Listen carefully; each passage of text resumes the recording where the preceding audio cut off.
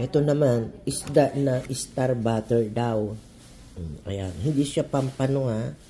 Star butter. Masarap daw ito pagka inihaw. So, malinamnam daw na isda. So, parang itsura niya, parang pampano, pero hindi siya pampano. Parang star butter. Masarap daw ito pagka inihaw. Ayan.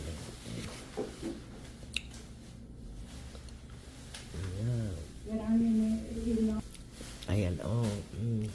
Mananam ito. Tapos sisaw-saw ko sa suka. Ay, ang sarap kaya. Ayan.